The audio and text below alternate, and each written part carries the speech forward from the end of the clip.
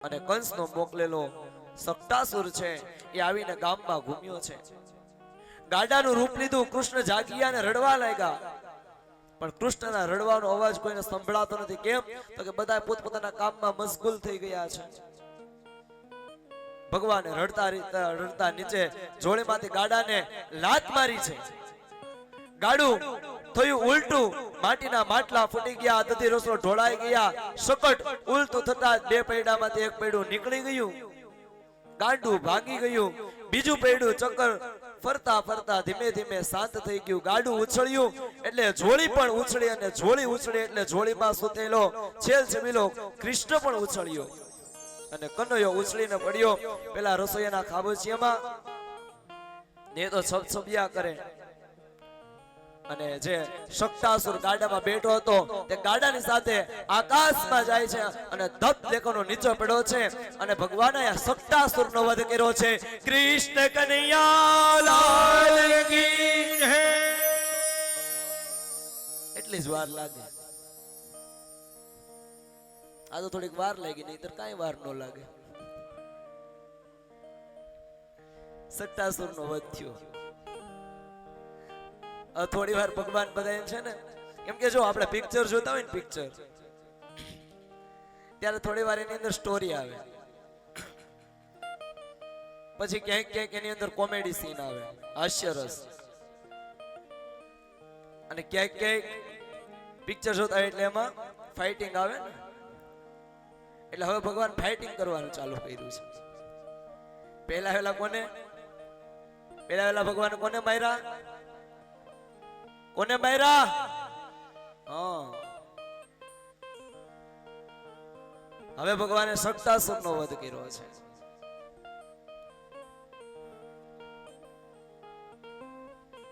સક્તાસુરને મારવાનું કારણ, સકટ એટલે ગાડું. શેનું ગાડું? તો કે આ સંસારનું ગાડું. સંસારના ગાડાના બે પૈડા છે. સંસાર ગાડાના બે પૈડા. કોણ કોણ? પતિ અને પત્ની. આ બે પૈડાથી સંસારનું ગાડું ચાલે. બે પૈડા સરખા જ હોવા જોઈએ, તો સંસારનું ગાડું સીધું અને સરખું ચાલે. એક ટ્રેક્ટરનું પૈડું ફિટ કરીએ અને એક સ્કૂટરનું પૈડું ફિટ કરીએ તો આ ગાડું સરખું ચાલે નહીં, તો ગડબડ થઈ જાય. એટલે આ કથા એવું આપણને કહે છે. એક કહે છે કથામાં જવું છે, અને બીજું કહે નહીં આપણે પિક્ચર જોવા જવું, તો મુશ્કેલી પડી જાય. કા બંને પિક્ચર જોવા જાય, કા બંને કથા સાંભળવા જાય, તો ચાલે.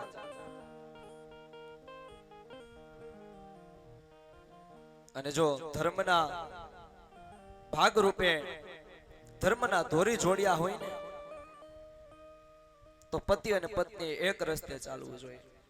ક્યારેક પતિની વાત પત્નીએ માનવી જોઈએ, ક્યારેક પત્નીની વાત પતિએ માનવી જોઈએ. કેમ કે વ્યવહાર ધર્મ અને પરમાર્થ ધર્મ છે. પત્ની એટલે સધર્મચારીણી. સંસારમાં છે એટલે આપણે વ્યવહાર ધર્મની જરૂર પડવાની છે. વ્યવહારમાં રહેવું જ પડે, એમાં ચાલે નહીં. પણ સાથે સાથે પરમાર્થ ધર્મ પણ હોવો જોઈએ. વ્યવહાર ધર્મનું પાલન ન કરો તો સમાજમાં ટીકા થાય. નરસૈયાને પણ કુંવરબાઈનું મામેરું આવે કે સાંભળાના વિવાહ આવે તો વ્યવહાર ધર્મ પ્રમાણે વર્તવું જ પડે. એટલે વ્યવહાર ધર્મ અને પરમાર્થ ધર્મ એ બે બળદ છે, બે નંદી છે. એ ધર્મથી સંસારનું ગાડું ગતિશીલ બને. પણ અહીં તો એક બળદ જ જોડ્યો નહોતો. નથી વ્યવહાર ધર્મ કે નથી પરમાર્થ ધર્મ. રસોને પ્રાધાન્ય હોય અને રસેશ્વર ગૌણ હોય. ભગવાનની સેવા ઘરમાં હોય ખરી, પણ એને બહુ બોલાવતા ન જોઈએ. ઘરમાં બા સેવા કરતા હોય તો બા જ કરે, પછી દીકરાઓ દીકરીઓ વહુઓ કોઈ એને વાતચીત જ ન કરે. ભગવાનને બોલાવે જ નહીં, ભગવાનના માળા ન કરે, દીવા અગરબત્તી ન કરે. હું બાએ એક જ જવાબદારી લીધી છે, બા એક જ જન્મ લીધો. આપણે બધાય જન્મ લઈને આવ્યા છે, તો આપણે સૌએ ભગવાનની સેવા પૂજા પાઠ કરવા જોઈએ. અને જ્યારે આવું સંકટ, આવું અભિમાન આવે ત્યારે ભગવાન આપણો નાશ કરે છે. એ પછી ભગવાને એ સકટમાંથી પડ્યા નીચે ફરીથી માં યશોદા અને ગોપીઓએ કીધું કે માં લાલાનું ધ્યાન રાખો. અને લાલા ઉપર ગાડું પડી જાય પણ ખબર નથી કે શક્તાસુરનો ભગવાને વધ કર્યો છે. ભગવાને ફરી ઉપાડ્યા, ગૌશાળામાં લઈ ગયા. શું કર્યું? ગાયનું પૂંછડું ઉતાર્યું, ગૌમૂત્ર છાણથી એને સ્નાન કરાવ્યું અને ફરીથી આખા ગામને માં યશોદાએ જમાડ્યા છે. શક્તાસુર પાછો નો આવ્યો એટલે વળી કંસને ચિંતા થઈ, પાછી સભા બોલાવી કે હું જેને મોકલું છું એ પાછા કેમ નથી આવતા.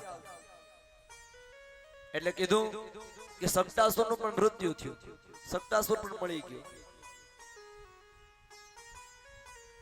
એટલે હવે તૂર્ણાવર્ત નામનો દૈત્ય છે, એને કીધું કે હવે હું જાઉં છું, હું તો એને મારીને જ આવીશ, એ બાળકને હું મૃત્યુ કરીને જ આવીશ. માં યશોદા બાલકૃષ્ણને ખોળામાં બેસાડી અને રમાડે છે. માં યશોદાને કઈ કામ પડ્યું એટલે માં યશોદાએ કૃષ્ણને નીચે સુવડાવી અને ઘરમાં ગયા છે. ત્યાં ભગવાન સુતા છે, ત્યાં તૂર્ણાવર્ત નામનો દૈત્ય વંટોળિયાની રૂપે આવે છે. જોરદાર પવન સાથે ત્યાં આવ્યો છે.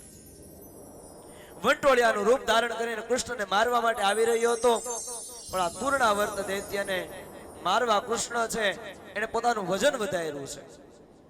તૂર્ણાવર્તે ભગવાન કૃષ્ણને વંટોળિયા સાથે ઉપાડી લીધા અને ભગવાનનો એકદમ ભાર વધવા લાગ્યો. ભગવાનનો ભાર વધવા લાગ્યો. પોતાના લાલાને જોતા જ ગભરાઈ ગયા છે યશોદાજી અને થોડી વારમાં પવનનો વેગ શાંત થયો. તૂર્ણાવર્ત ભગવાન કૃષ્ણને લઈ અને આકાશના માર્ગે ઉડવા લાગ્યો છે અને બાલકૃષ્ણ ધીમે ધીમે એવા ભારે બની ગયા કે તૂર્ણાવર્ત છે એ ભગવાનનો વજન ઉપાડી શકતો નથી. ભગવાનને વજન ઉપાડવામાં અસમર્થ થયો છે અને ભગવાને તેને ગળેથી બરોબર પકડી લીધો અને ભગવાને આ તૂર્ણાવર્ત નામના દૈત્યનું ગળું દબાવી અને પ્રાણ રહિત કરી નાખ્યો છે અને ભગવાને તૂર્ણાવર્તનો વધ કર્યો. કૃષ્ણ કનૈયા લાલ કી જય, કૃષ્ણ કનૈયા લાલ કી જય. આ બધા ચાની એક એક પ્યાલી પીધી ગયા તો તૂર્ણાવર્ત દૈત્યનું મૃત્યુ થઈ ગયું.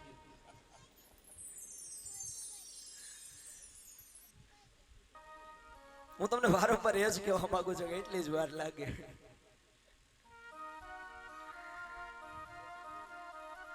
અમે હમણાં ઓલા વર્ષે કથા કરવા ગયા ને ચૈત્ર મહિનામાં, તે બરોબર કૃષ્ણ જન્મની તૈયારી થઈ.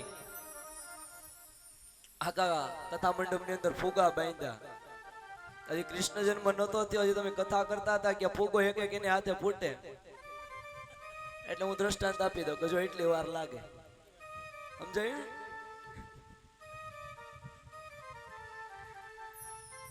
આ ફુગાને ફૂટતા કેટલી વાર લાગે? એટલી જ વાર લાગે. ખાસ બીજું કે આજે અમારી કથામાં અમારા મોટા બેન પૂજાબેન અને તેના ઘરવાળા જગદીશભાઈ બંને આપણી કથામાં પધાર્યા છે. ખૂબ તાલીઓના ગડગડાટ સાથે આપણે વધાવી લઈએ.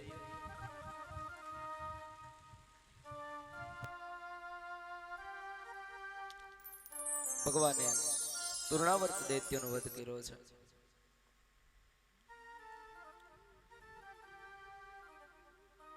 એક વખત માં યશોદા પુત્રને ખોળામાં બેસાડીને ધવડાવે છે. તે સમયે લાલાના સુંદર મુખને પ્રેમથી નિહાળતા હતા અને ચૂમતા હતા. બાલકૃષ્ણ તૃપ્ત થયા એટલે તેમણે માં સામે જોઈને બગાસું ખાધું અને જેવું બગાસું ખાધું કે ભગવાન શ્રી કૃષ્ણના મુખની અંદર, લાલાના મુખની અંદર માં યશોદાના આખા બ્રહ્માંડના દર્શન થયા છે. કેમ કે ભગવાન નારાયણનું સ્વરૂપ આખું બ્રહ્માંડ ભગવાનની અંદર જ રહેલું છે. બગાસું ખાધું અને આખું બ્રહ્માંડ લાલાના મુખમાં દેખાયું. એટલે માં યશોદા છે થોડો વિસ્મય પામ્યા. લાલાને થયું કે જો માને આ સ્મૃતિ યાદ રહી જશે તો માં છે મારું લાલન પાલન નહીં કરે, એ મને બહુ હાચવશે. મન ક્યાંય બહાર નહીં નીકળવા દે, હું તો અહીં લીલા કરવા આવ્યો છું. એટલે ભગવાને પોતાની માયા દ્વારા માએ જે બ્રહ્માંડના દર્શન કર્યા હતા એ બુદ્ધિને ભૂલાવી દીધી ભગવાને. જ્યારે કઈ જોયું જ નથી એવું યશોદાજીને લાગ્યું છે. હવે ભગવાન કૃષ્ણ ને બલરામ છે એ થોડા મોટા થયા. કૃષ્ણ ને બલરામ મોટા થયા એટલે ભગવાનના નામકરણ સંસ્કારની વિધિ કરવામાં આવી છે. ભગવાનના નામ પાડવાના આપણા હિન્દુ ધર્મની અંદર 16 સંસ્કારો છે, પણ આ સંસ્કારોને આપણે બધા ભૂલી ગયા છે. અત્યારે આપણે સંસ્કારો કરીએ પણ થોડા જ કરીએ છીએ. શ્રીમદ સંસ્કાર કરીએ, વિવાહ સંસ્કાર કરીએ, અગ્નિ સંસ્કાર કરીએ, દીકરી હોય તો વળી કર્ણભેદ સંસ્કાર કરીએ. બાકી ખરેખર 16 સંસ્કારો આપણા હિન્દુ ધર્મની અંદર બતાવેલા છે. તો એવામાં એક નામકરણ સંસ્કાર, કે આપણે ઘરે બાળકનો જન્મ થાય એટલે આપણા જે કુળગોર હોય તેની પાસે આપણે આપણા બાળકનું નામ જોડાવીએ, રાશિ જોડાવીએ અને પછી આપણે બાળકનું નામ રાખીએ. અહીંયા વસુદેવજી છે એને ગર્ગાચાર્યજીને વાત કરી કે ગોકુળની અંદર નંદજીના ઘરે દીકરાઓનો જન્મ થયો છે. ગર્ગાચાર્યજી તમે એનું નામકરણ કરો. ગર્ગાચાર્યજી છે એ ગોકુળમાં આવ્યા છે. ગર્ગાચાર્યજી છે યાદવોના કુળગોર છે, કુલગુરુ છે. ગર્ગાચાર્યજીને આવેલા જોઈ નંદજીએ તેને આગતા સ્વાગતા કરી છે. સાંજના સમયે બેઠા છે, વાતચીત કરીને કીધું કે તમારા ઘરે ભગવાનની કૃપાથી દીકરાઓનો જન્મ થયો છે. આ મારા ઘરે દીકરાનો જન્મ થયો અને રોહિણીની ઘરે પણ ભગવાનની કૃપાથી એક દીકરાનો જન્મ થયો છે. એટલે ગર્ગાચાર્યજી સામેથી નથી કહેતા કે હું નામકરણ સંસ્કાર કરવા આવ્યો. એટલે નંદજીએ કીધું કે તમે આવ્યા છો તમારા બંને દીકરાના નામકરણ કરતા જાઓ ને. ત્યારે ગર્ગાચાર્યજીએ કીધું કે હું તો યાદવોનો કુળગોર છું. જો કંસને ખબર પડે કે મેં તમારા દીકરાના નામકરણ સંસ્કાર કર્યા છે તો આ કંસ છે તમારા દીકરાને મારી નાખશે. એટલે હું નામકરણ સંસ્કાર નહીં કરું. કેમ કે માં યશોદા છે એ તો દરેક વખતે ઉત્સવ ઉજવતા. હવે જો ખાલી લાલો પડખું ફેરો અને ઉત્સવ ઉજવો, હવે ભગવાનનું નામ રાખો તો ફરીથી ઉત્સવ ઉજવે. એટલે તમે ઉત્સવ ઉજવો તો બધાને ખબર પડે કે ગર્ગાચાર્યજી નામ પાડવા આવ્યા હતા. એટલે નંદજીએ કીધું કે જો તમે નામ પાડી દેતા હોય તો કોઈને ખબર ન પડે એમ આપણે ગૌશાળામાં જઈ પુણ્ય વાચનની વિધિ કરી અને નામકરણ સંસ્કાર કરી નાખીએ. નામકરણ સંસ્કાર કરવા માટે સૌ ગૌશાળામાં ગયા છે. એક આસન ઉપર ગર્ગાચાર્યજી બેઠા છે, બીજા આસને નંદજી, એક આસન ઉપર માં યશોદા અને એક આસન ઉપર રોહિણીજી જે વસુદેવના પત્ની છે પણ ગોકુળની અંદર નંદના ઘરે રહે છે. નંદરાયના કહેવાથી ગર્ગાચાર્યજી એકાંતમાં જઈ અને બાળકોના નામકરણ સંસ્કાર કરે છે. બલરામથી સામે જોઈ અને કહીધું કે આજે રોહિણીનો પુત્ર છે ને એ ગુણો વડે સંબંધીઓનું રંજન કરશે, એટલે એનું નામ રામ કહેવાશે. વળી તે ખૂબ બળશાળી હશે એટલે એની સાથે બળ પણ લાગશે, એટલે તે બલરામ કહેવાશે. પેલા ગર્ગાચાર્ય છે ભગવાન બલરામનું નામકરણ સંસ્કાર કર્યા છે. બલરામ ભગવાન કી મોટા દીકરાના નામકરણ સંસ્કાર કર્યા બલરામના, જે રોહિણીનો પુત્ર છે. હવે યશોદાનો પુત્ર ગર્ગાચાર્યજી તેનું નામ રાખવા માટે તૈયાર થયા. કીધું કે આ તારો દીકરો છે ને એ દરેક યુગમાં રંગ બદલતો આવ્યો છે. દરેક યુગમાં રંગ બદલાવ્યા છે. આ વખતે તેણે શ્યામ વર્ણ ધારણ કરેલો છે.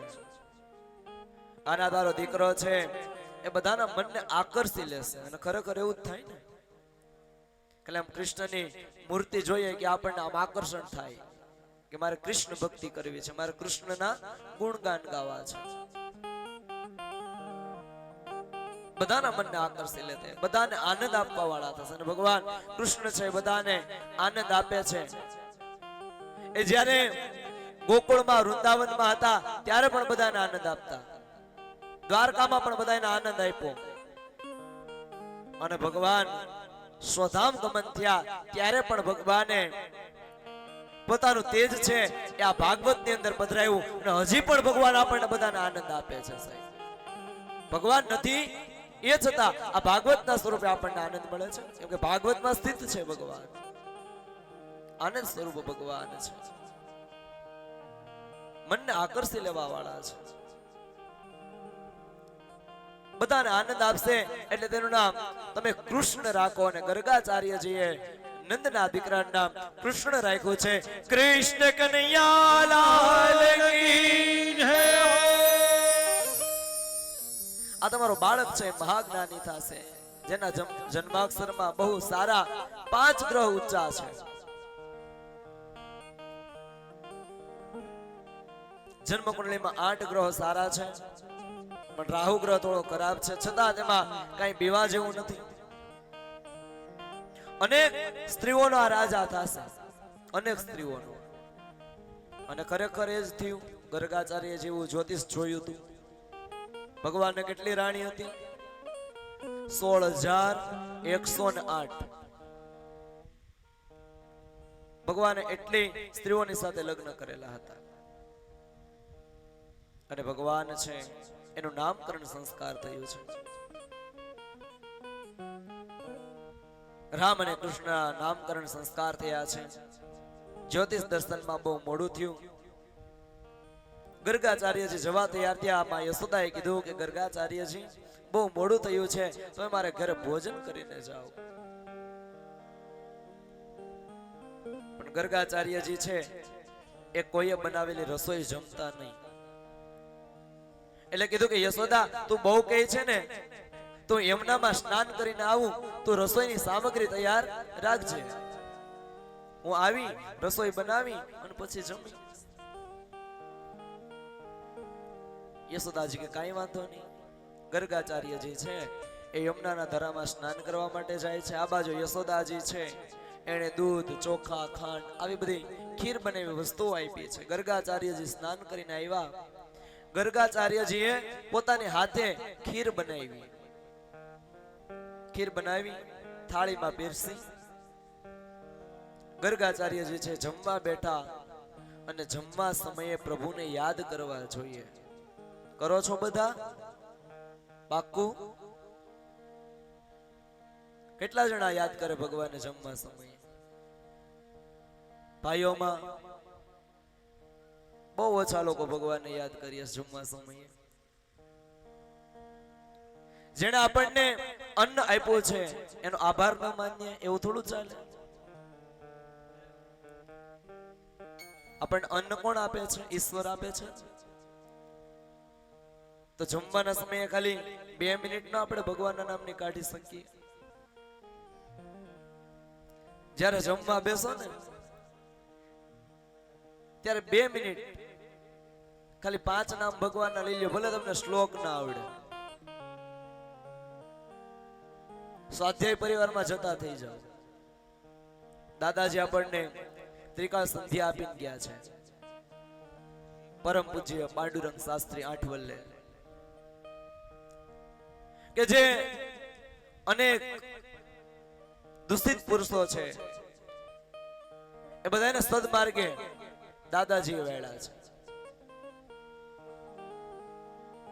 અનન્ય ભક્તિ ભગવાનની કરી છે, લોકોને સદમાર્ગે વેળા છે. એટલે હજી પણ આપણે એને યાદ કરવા જ પડે, એમાં ચાલે નહીં. જમવા સમયે પ્રભુને યાદ કરો. આપણે તો સામું આવ્યું નથી ને ચાલુ કર્યું નથી.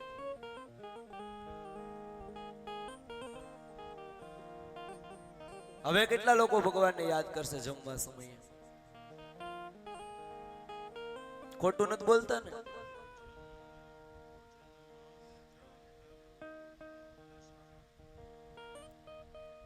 જોજો, આપણે પહેલા દિવસે જ વાત થઈ હતી, કથા મંડપમાં ખોટું નહીં બોલવાનું.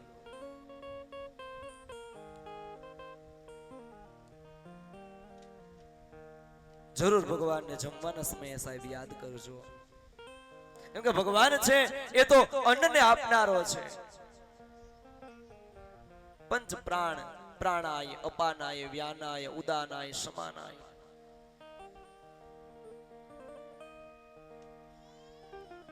અને આપણા જે વડવાઓ હતા ને, વડવાઓ આપણા વડીલો, એ દરરોજ અગ્નિને જમાડીને જમતા. અગ્નિને જમાડ્યા સિવાય ક્યારેય જમતા નહીં. રસોઈ બનાવે પછી ચૂલામાંથી થોડા દેતવા કાઢે, એની અંદર ભાત, ખાંડ, ઘી આવું હોમે 5 આહુતિ આપે અગ્નિમાં, અને પછી જમે. પણ એ તો બધું આપણે ભૂલી ગયા. અને સ્ત્રીઓથી છે ને દરરોજ માટે ઘણા બધા પાપ થતા હોય છે. જ્યારે ઘરમાં સવારના પોરમાં પાણી આરું ધોવે અને ગોળાની અંદર પાણી ભરે ગૌણું રાખીને, ત્યારે ગૌણાની અંદર ઘણા બધા સૂક્ષ્મ જીવો મૃત્યુ પામતા હોય, એનું તમને પાપ લાગે. ઘરમાં જ્યારે સંજવારી કાઢો છો ત્યારે એની અંદર ઘણા બધા જીવજંતુઓ મરે, તેનો આપણને પાપ લાગે. ક્યારેક ઘરની અંદર આપણે ખાંડીએ કોઈ વસ્તુને, તલવટ કે બનાવતા હોય તો આપણે ખાંડવું પડે. તો જ્યારે ખાંડો ત્યારે એની અંદર ઘણા જીવજંતુઓ મરે, એનું તમને પાપ લાગે. હવે તો ગેસ આવી ગયા, નહીતર વળી ચૂલામાં છાણા લાકડા બાળો, એની અંદર જીવાતો બળે, એનું તમને પાપ લાગે. અને યજ્ઞમાં પણ એવું કીધેલું છે કે જે લોકો દરરોજ માટે અગ્નિને જમાડીને જમતા હોય ને, એને જ યજ્ઞ કરવાનો અધિકાર મળે છે. બાકીને યજ્ઞમાં બેસવાનો અધિકાર મળતો નથી. વૈષ્ણુદેવનો દરરોજ માટે આપણે સૌએ ત્યાગ કરવો જોઈએ, પણ એ સમય સાથે આપણે બધા ભૂલી ગયા. ગેસના ચૂલા આવી ગયા, વળી ગેસના ચૂલા ઉપર તો આ બધું નાખીએ તો સાફ સફાઈ કરવામાં સમય લાગી જાય. પણ એ નિમિત્તે તમારા ગામની અંદર રહેતા બ્રાહ્મણના ઘરે અથવા તો તમારા ગામની અંદર રહેતા સાધુ સંતના ઘરે મહિનામાં એકાદો સીધો સારો આપી આવવો. તમારા ગામની અંદર જે સાધુ સંતો રહેતા હોય, તમારા ગામની અંદર કોઈ બ્રાહ્મણનું ખોયડું હોય, એના ઘરે સીધો આપવો. કેમ કે આપણે એટલા બધા પાપ કરીએ છીએ, પાપનું થોડું તો પ્રાયશ્ચિત કરવું ને. અને પણ સારો સીધો હો. સીધાનું અર્થ શું થાય? સીધો. સીધો નામ કેમ પડ્યું? કે સીધો આપી આવો ને એટલે ડાયરેક્ટ ને સીધી રસોઈ જ કરવાની રહી, એને સીધો કહેવાય. પણ ઘણી વખત તો આપણે ઓલી વાટકી સ્પેશિયલ રાખેલી હોય સીધો ભરવા માટે, નાની નાની વાટકીમાં. થલો હોય એવો મોંઘો પડે. દાન કરવું ને તો સારું કરવું, બાકી દાન કરવું નહીં. દાનનું ખૂબ મહત્વ બતાવ્યું છે. પણ આપણે પહેલા દિવસે વાત કરી હતી કે આપણે સારા કપડા પહેરીએ અને ભગવાનને ફાટેલ તૂટેલું ધોતિયું લઈ આવી દઈએ તો ચાલે નહીં. એટલે ગામમાં સીધો આપજો, ગામના મંદિરે, ગામના સાધુ બ્રાહ્મણને.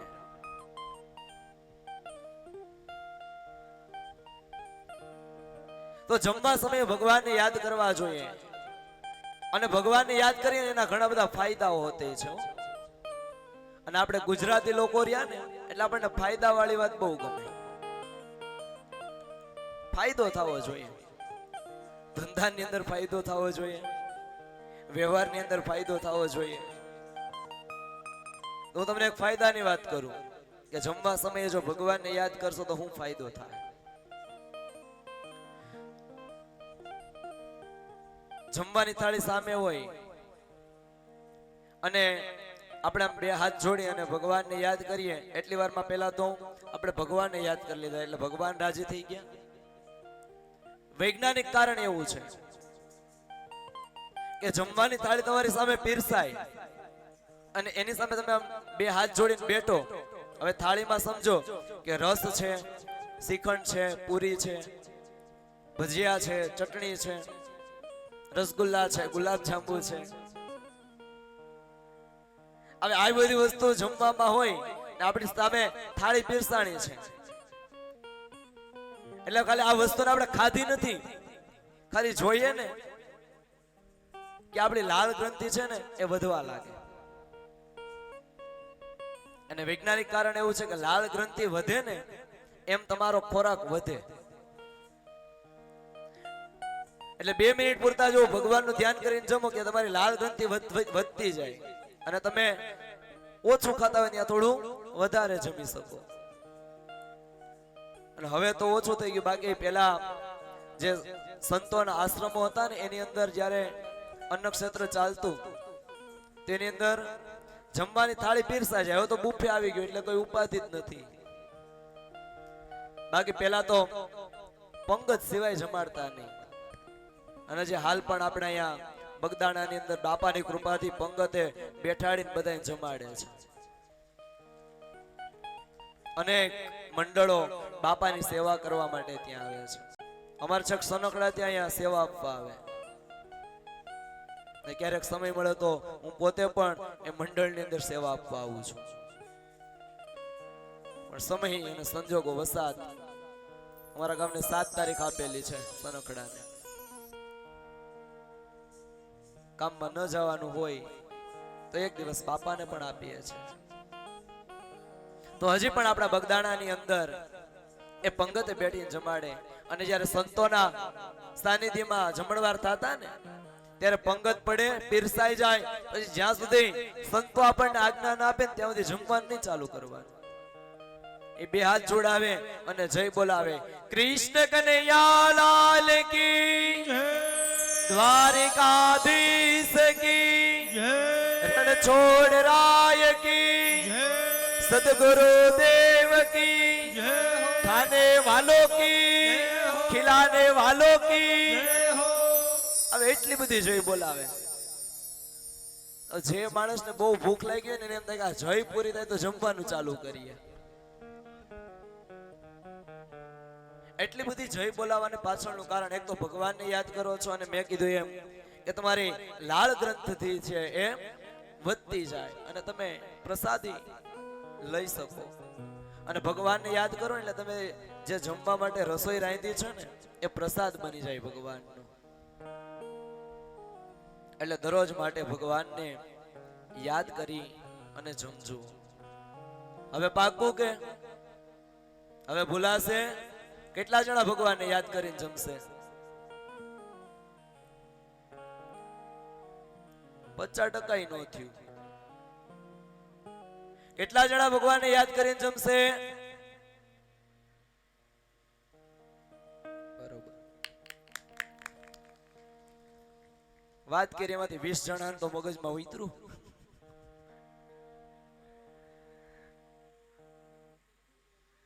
બસ એટલા 20 જણાનું ઉતરે તોય બહુ છે. મને એમ થાય કે નહીં, મેં જે કથા તમને સંભળાવી એટલી વાર કથા કરી એ કઈ કોકને તો કાનમાં ઉતરું. ભગવાનને જરૂર યાદ કરીને જમજો. ગર્ગાચાર્યજી છે એ જમવા બેઠા છે, અને ગર્ગાચાર્યજી જમવા બેઠા એટલે એનો નિયમ કે પેલા ભગવાનને યાદ કરે. એ મારા ઈષ્ટદેવ, એ નારાયણ, જમવા પધારો.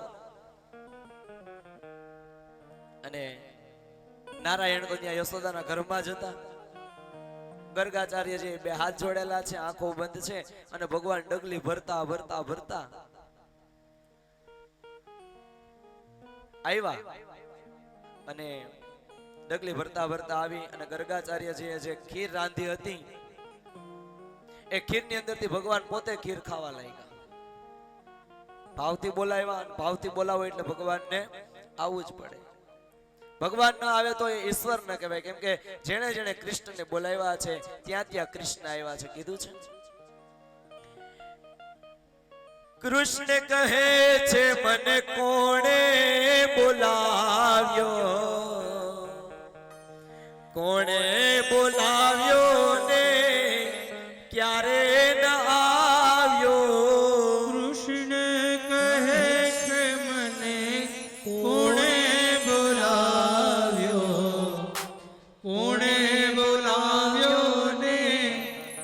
ક્યારે ન આવ્યો. કૃષ્ણ કહે છે મને કોણે બોલાવ્યો, કોણે બોલાવ્યો ને ક્યારે ન આવ્યો. કૃષ્ણ કહે કે મને કોણે બોલાવ્યો, કોણે બોલાવ્યો ને ક્યારે ન આવ્યો. તાલી પાડીને મીરાબાઈએ બોલાવ્યો, તાલી પાડીને મીરાબાઈએ બોલાવ્યો. તાલી પાડીને મીરાબાઈએ બોલાવ્યો. તાળી પાડીને મીરાબાઈએ બોલાવ્યો. એ ઝેરના અમૃત કરવાને આવ્યો, કોણે બોલાવ્યો ને ક્યારે ન આવ્યો. ઝેરનો અમૃત કરવાને આવ્યો, કોણે બોલાવ્યો ને ક્યારે ન આવ્યો. કહે છે મને કોણે બોલાવ્યો, બોલાવ્યો, બોલાવ્યો ને ક્યારે ન આવ્યો. કૃષ્ણ કહે છે મને કોણે બોલાવ્યો, કોણે બોલાવ્યો ને ક્યારે ન આવ્યો. તાલી પાડીને બાઈ સબરીએ બોલાવ્યો, તાળી પાડીને ભાઈ સબરીએ બોલાવ્યો. તાલી પાડીને બાઈ સબરીએ બોલાવ્યો. તાળી પાડીને ભાઈ સબરીએ બોલાવ્યો. એ ખાટા મીઠા બોર હું તો ખાવાને આવ્યો, કોણે બોલાવ્યો ને ક્યારે ન આવ્યો. ખાટો મીઠો બોર હું તો ખાવાને આવ્યો, કોણે બોલાવ્યો મને ક્યારે ન આવ્યો. કૃષ્ણ કહે છે મને કોણે બોલાવ્યો, કોણે બોલાવ્યો ને ક્યારે ન આવ્યો. કૃષ્ણ કહે કે મને કોણે બોલાવ્યો, કોણે બોલાવ્યો ને ક્યારે ન આવ્યો. તાલી પાડી મહેતા નરસિંહે બોલાવ્યો, તાળી પાડીને મહેતા નરસિંહે બોલાવ્યો. તાલી પાડીને મહેતા નરસિંહે બોલાવ્યો. તાળી પાડીને મહેતા નરસિંહે બોલાવ્યો. એ બાવન કામ હું તો કરવાને આવ્યો, કોણે બોલાવ્યો ને ક્યારે ન આવ્યો. પાવન કામ એના કરવાને આવ્યો, કોણે બોલાવ્યો મને ક્યારે ન આવ્યો. બાવન કામ એના કરવાને આવ્યો, કોણે બોલાવ્યો ને ક્યારે ન આવ્યો.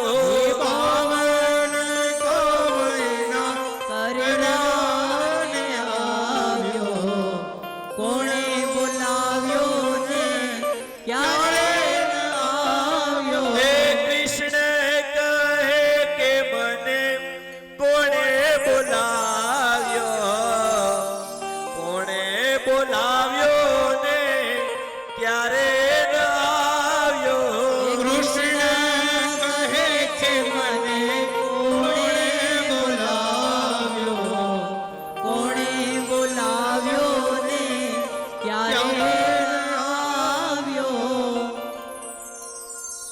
ભાવથી બોલાવો એટલે ભગવાનને સાહેબ આવવું જ પડે.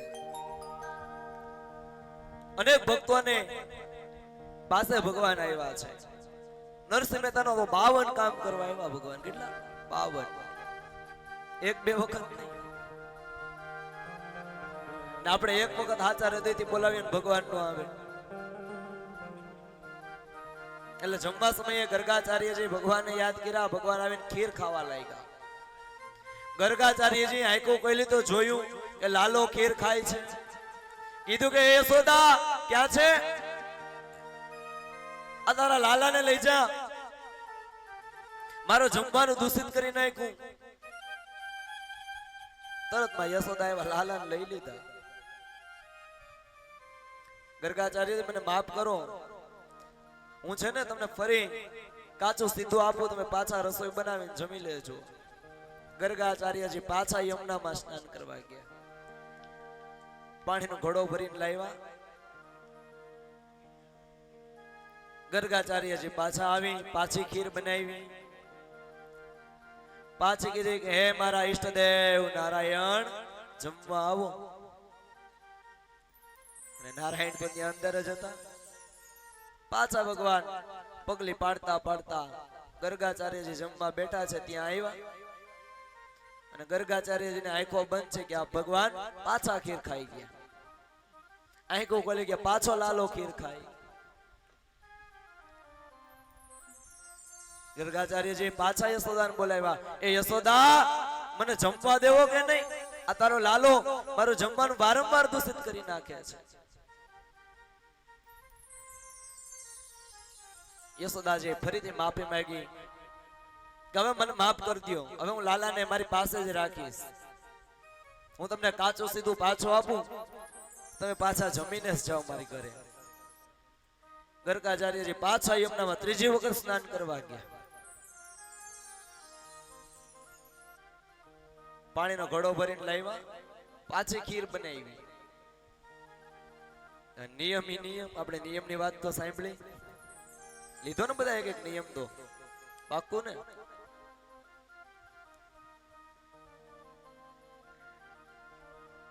ગર્ગાચાર્યજી પાછી કીધું કે હે મારા ઈષ્ટદેવ, હે કૃષ્ણ, તમે જમવા પધારો. અને ભગવાનને થયું કે ગર્ગાચાર્યજી છે એને વધારે મારે દુઃખી નથી કરવા, કેમ કે મારા કુળગુરુ છે, કુલગુરુ છે. અને આયા ગર્ગાચાર્યજીને ભગવાને ચતુર્ભુજ રૂપે દર્શન દીધા છે. અને કીધું કે ગર્ગાચાર્યજી, તમે વારંવાર મને કૃષ્ણના રૂપમાં જોતા હતા ને, હું નારાયણ પોતે જ છું. અને ભગવાન ના ચતુર્ભુજ રૂપે દર્શન કરીને ગર્ગાચાર્યજી છે એ ખૂબ પ્રસન્ન થયા છે. કાનુડો ધીમે ધીમે મોટો થવા લાગ્યો છે. હવે તો કાનુડો એટલો બધો મોટો થઈ ગયો કે માખણની ચોરી કૃષ્ણ કરવા લાગ્યા. પોતાની ઘરે 9 લાખ ગાય છે. કેટલી? 9 લાખ. હવે 9 લાખ ગાયો હોય તેનું માખણ કેટલું હોય? એ છતાં કૃષ્ણ છે ને એ પોતાની ઘરે ક્યારેય માખણ નથી ખાતા. ગામમાં જાય, ગોપીની ઘરે જાય, ગોપીની ઘરે મટકી ભરેલી હોય, એ મટકીને ફોડી નાખે ને પછી માખણ ખાય. ખાય તો ખરા, પાછા સાથે રહેલા બધાય ગોવાળિયાઓને ખવડાવે.